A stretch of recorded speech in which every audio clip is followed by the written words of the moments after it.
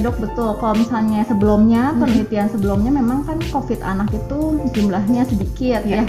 Dan juga kasusnya itu biasanya tanpa gejala ataupun juga gejalanya ringan. Ya diyakini memang karena awalnya itu karena memang si anti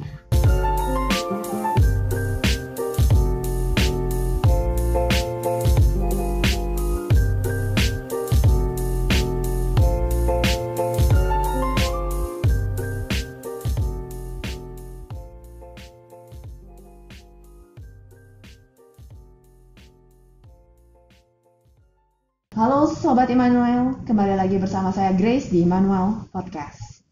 Saat ini saya ditemani oleh dokter spesialis anak yang cakep, cantik maksudnya ya. Karena dia perempuan, dia juga pernah tampil di salah satu episode Immanuel Podcast.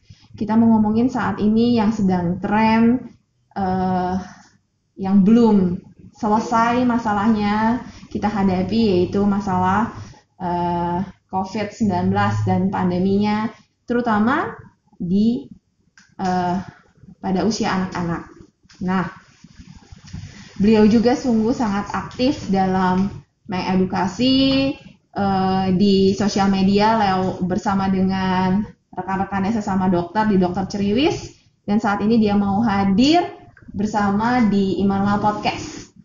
Halo Dokter Stefani. Halo dok. Iya, apa kabar dok? Sehat dok? Sehat dok. Puji Tuhan ya dok ya. Dokter sehat dok. Saat ini kita mau bicarakan tentang anak dan COVID-19 dok. Iya. Awal-awal kan kita anggapannya jarang ya. Kasus anak tuh jarang gitu COVID. Lalu apa kita berpikir ada antibodinya gitu pada anak? Atau gimana? Tapi sekarang karena banyak mutasi atau lagi varian Delta ini kan cukup mengkhawatirkan ya kita sebagai dokter tenaga kesehatan gitu. Nah, gimana nih dok COVID-19 pada anak yang update nih dok? Iya, ya dok, betul. Kalau misalnya sebelumnya, penelitian sebelumnya memang kan COVID anak itu jumlahnya sedikit ya. Dan juga kasusnya itu biasanya tanpa gejala ataupun juga gejalanya ringan. Ya diyakini memang karena awalnya itu karena memang si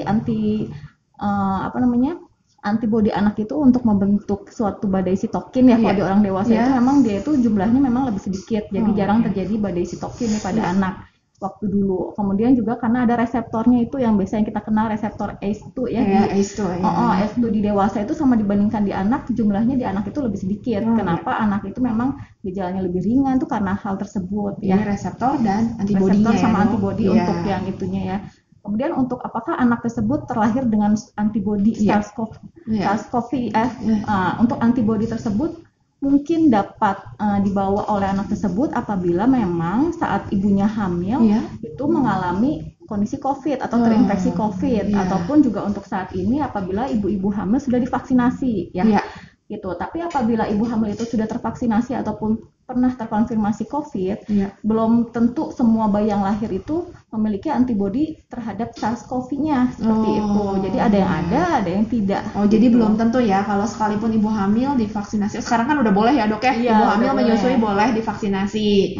Nah, sekalipun begitu belum tentu bayinya juga punya antibodi yang cukup ya dok ya. Iya betul. Dan juga untuk berapa lama waktunya antibodi tersebut beredar di dalam tubuh bayi, dan juga apakah memiliki efek protektif terhadap infeksinya pun itu juga masih dalam penelitian seperti itu. Nah, kalau yang sekarang dok, COVID-19 dengan varian Delta ini gimana dok? Iya, nah untuk saat ini memang kan dulu seperti itu ya anggapannya ya, tapi sekarang semakin kesini anak pun juga udah semakin banyak yang terkena COVID-19 seperti itu, dan juga tidak sedikit juga yang mengalami kondisi berat ya, sehingga juga yang berat ya.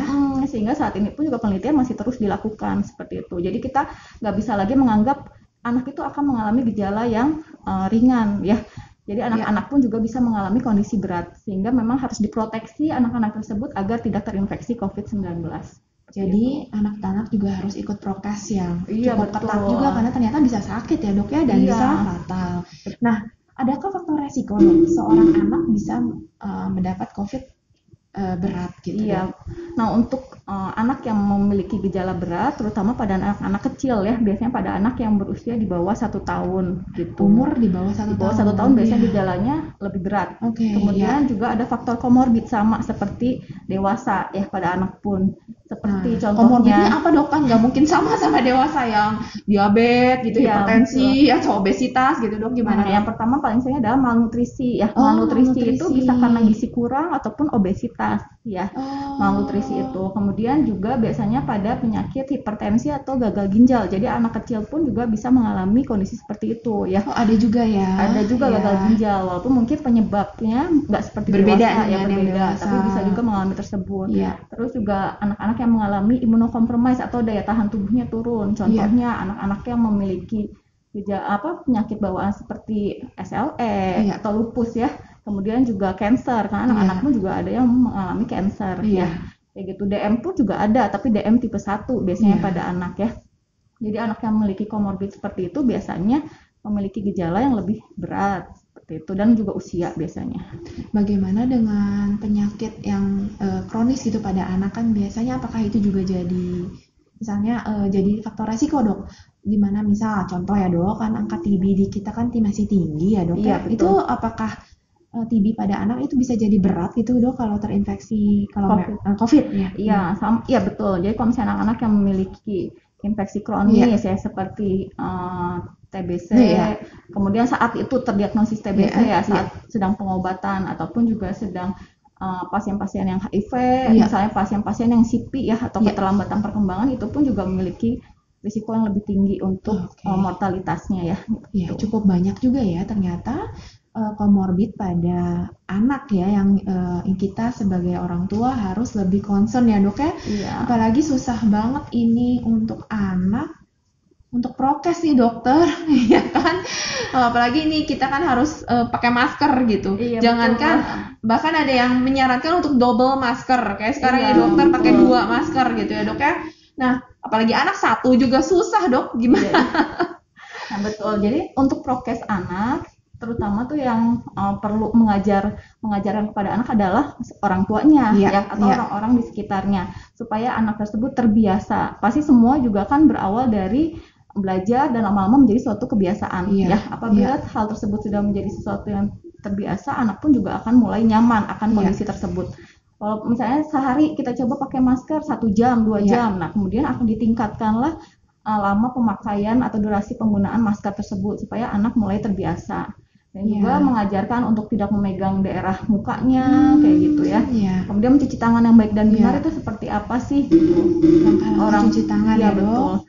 Sebelum makan mungkin diajarkan lu misalnya sebelum makan nih cuci tangannya seperti ini. Nanti dia akan terbiasa untuk selalu mencuci tangan dengan cara yang baik seperti itu. Ataupun juga misalnya anaknya menjaga jarak. Jadi udah dijelaskan kalau misalnya nanti kita janjian keluar nih, kalau ada orang lain yang bukan keluarga kita harus jaraknya segimana sih, sejauh mana sih, nggak boleh langsung pegang-pegang. Anak-anak kadang-kadang datang ketemu orang langsung pegang-pegang tuh ya. Harus diajarkan tidak boleh sering memegang-megang sekitar. Sekarang kalau nggak bukan hanya jangan sembarangan bicara dengan orang asing ya dok ya, sekarang jangan juga mau dideketin dan dipegang-pegang ya. Iya betul ya. Bukan juga takut ada gimana-gimana, sekarang juga takut terinfeksi. Betul. Gitu ya, dok, Jadi kalau misalnya bayi-bayi baru lahir ya dok ya, misalnya kalau misalnya dulu kan sering kunjungan ke rumah ke rumah orang tua yang baru melahirkan. Nah itu pun juga untuk kunjungannya benar-benar harus dibatasi ya dok ya. Kemudian juga kadang-kadang suka cubit kanan kiri bayi atau cium kanan kiri bayi. Nah itu pun juga harus benar-benar dihindari yang untuk saat ini. Di bawah 1 tahun lumayan tricky ya dok ya untuk kasih maskernya gimana itu kalau bayi dok? Jadi kalau misalnya untuk penggunaan masker ya dok ya, dari CDC sendiri pun juga tidak merekomendasikan penggunaan masker untuk anak di bawah 2 tahun seperti itu. Jadi karena di bawah 2 tahun jangan ya. Karena risiko anak itu sulit bernafas ya kalau di bawah 2 tahun. Biasanya alternatifnya menggunakan face shield seperti itu, ataupun juga kadang-kadang stroller pun juga bisa menjadi proteksi terhadap droplet kayak gitu. Karena kan kalau misalnya anak di dalam stroller kan terlindungi tuh ya. Gitu, dari ada lampunya, ada apa, dan jauh ya dok ya biasanya. Oke, thank you dokter.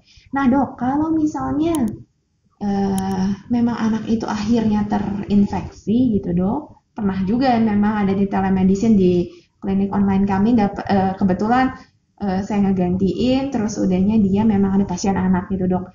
Nah memang gejalanya sih ringan ya dok. Nah dokter ada saran dan tips nggak dok untuk mereka yang memang tetap walaupun ada ya dok yang jadi berat tapi sebagian besar tetap ringan ya dok yang bisa dirawat di rumah, ada tips-tips kalau anak isolasi mandiri pada anak di rumah gitu dok, bagaimana dok? Ya, nah kalau misalnya anak itu sudah terkonfirmasi COVID ya, kita yang pertama harus dilakukan adalah untuk tracing dulu ya dok ya, tracing untuk di sekitar rumahnya atau keluarga terdekatnya semuanya di swab kalau bisa ya, untuk dilihat mana yang positif mana yang negatif ya. Yang positif berarti memang sudah terkonfirmasi, yang negatif berarti disebut kontak erat ya dok ya.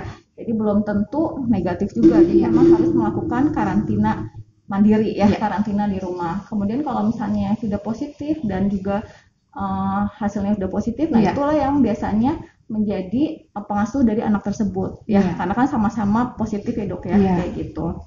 Jadi nanti ibu atau misalnya seseorang yang sudah terkonfirmasi yang akan mengasuh anak tersebut itu harus dijelaskan bagaimana cara perawatannya di rumah. Yang paling penting adalah mempersiapkan yang satu alat-alat untuk monitoringnya ya, yang terutama adalah suhu tubuh, biasanya menggunakan termometer ya dok ya.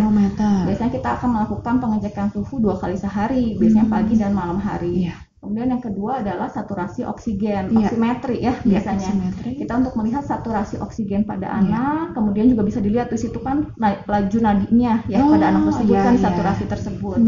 Dan juga melihat bagaimana pernafasan anak tersebut, berapa kali pernafasan anak tersebut, itu yang biasanya dipantau.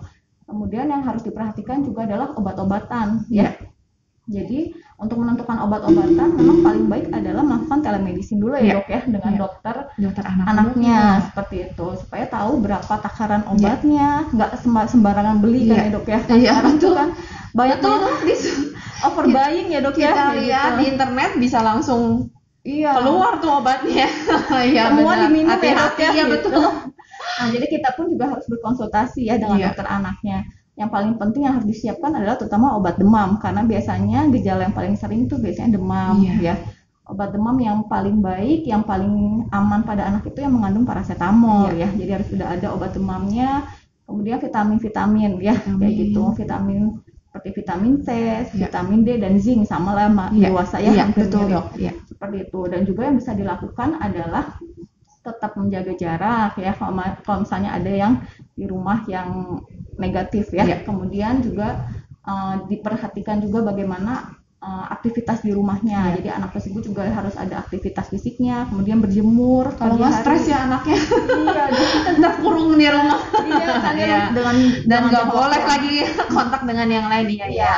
Tetap diajak main, maksudnya dok ada aktivitasnya. Kemudian makan minumnya juga harus cukup ya, dikasih makanan yang bergizi, minum pun juga yang baik, yang cukup. Kemudian istirahat pun juga yang cukup ya untuk meningkatkan imunitas seorang anak gitu. Kayaknya itu ya dok ya. Dan dok, tambahan ya. Berapa lama dok kalau pada anak isolasi mandirinya dok? Isolasi mandiri sama ya dok ya, seperti dewasa. Jadi kalau misalnya anak tersebut tanpa gejala, isolasinya 10 hari ya dok ya. 10 hari. Tapi kalau misalnya dengan ada gejala, 10 hari tambah 3 hari setelah bebas gejala. Jadi 10 hari dihitung dari kapan dok? Dari hasil swab positif ya, dari hasil keluar. Iya. Oke. Dok, ada lagi yang disampaikan dok? Oh iya. Dokter terima kan ya, boleh ya kalau telemedicine dok, anak biasanya suka. Kalau misalnya mau dok, iya boleh ya, kita akan lakukan telemedicine di rumah sakit ini ya, di Manuel betul. Oke, terima kasih dokter. Dan kalau misalnya selain COVID juga mungkin bisa konsultasi tatap muka, dokter ada di rumah sakit Manuel kapan aja dok? Senin sampai Sabtu ya dok ya. Senin sampai Sabtu, luar biasa di jam 8 sampai jam 1.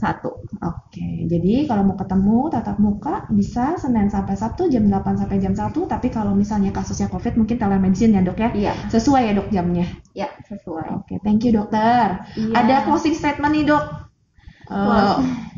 Jadi untuk closing statement Sobat Emmanuel, mungkin yang pertama adalah jangan takut membawa anak ke rumah sakit ya apabila anak tersebut sakit, karena sekarang ini kan juga banyak ibu-ibu karena terlalu khawatir membawa anaknya ke rumah sakit, malahan telat membawa anaknya sudah dalam kondisi yang cukup berat ya. Jadi kalau misalnya anak sudah ada keluhan demam 2-3 hari, kalau misalnya kondisi anaknya juga semakin lemas, itu cepat-cepat aja bawa ke dokter terdekat terlebih dahulu ataupun juga ke UGD.